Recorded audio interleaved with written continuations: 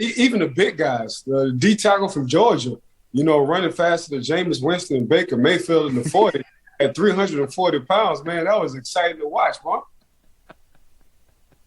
So let me ask you that, Ike. You mentioned the speed. Is that your big takeaway from the combine? Because it seemed like, okay, you go position group by position group day after day, and it was like, this is a new record. This is a new record. This is a new record. This is just off the all-time record. Was that your takeaway from the 2022 combine, was the low times, I should say, in the 40-yard dashes?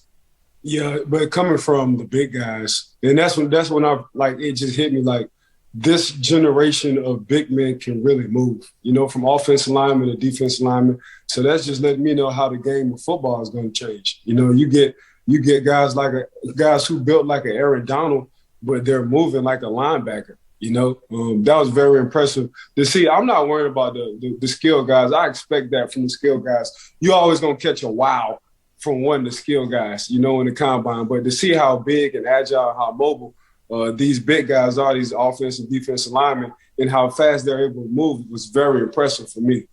All right, Ike, let's go to Jordan Davis then. You talked about him. 6'6", 341 pounds. It wasn't just the 4.78 40 that he ran, Ike, that was impressive to me. When we talked to preview the combine on last week's show, you said, Mark, watch the broad jumps. His broad jump, 10 feet, 3 inches, which is now the new broad jump record for any player more than 300 pounds at the NFL Combine. So, Ike, you mentioned that explosiveness. Everyone's going to focus on the 40 time for Jordan Davis. Look at that broad jump. It shows you what kind of player he is at the line of scrimmage. Yeah, so I got this from Coach Tom Shaw, speed and conditioning coach, and that I've been with, I don't know, since the 8th grade. Also got this from a track legendary coach, Coach Brooke Johnson, who trains and coach down in Orlando, Florida.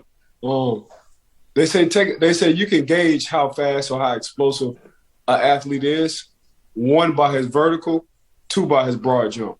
So I don't know if you remember a couple of shows ago, you was like, Ike, if I had to take a drill specifically out of any position, what drill would I take?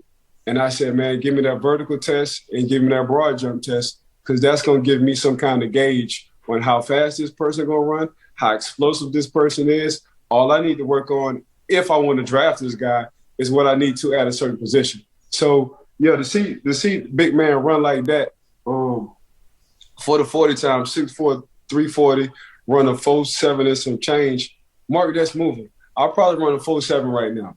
So the fact that this 340-pound young man can probably keep up with me in the 40 says a lot where this generation is going, says a lot how the draft is going to go, says a lot if how high this kid will get drafted and what he does in the NFL. And that will predict, and he will change the game in future drafts on how guys look at big men. And they're all going to want to get a big man just like Davis. I don't think the quarterbacks that the Steelers want are going to be there at number 20, and I don't think Jordan Davis is either. But if he is, Ike, I'm going to go on record. Jordan Davis is the guy I want the Pittsburgh Steelers to draft with the 20th overall pick in the 2022 draft. I don't think he's going to be there, though. No, you might. You know what? He'll top 10 pick.